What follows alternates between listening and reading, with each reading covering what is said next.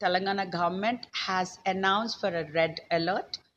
I have called for an immediate and emergency meeting with my commissioner and all the zonal level officers.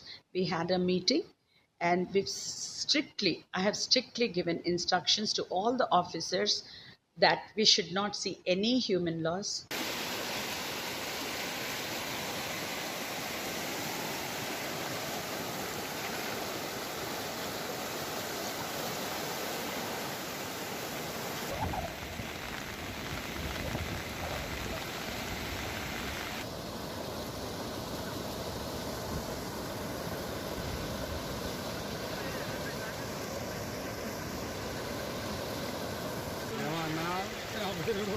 భలే trip ప్రయోగం చేస్తున్నాయని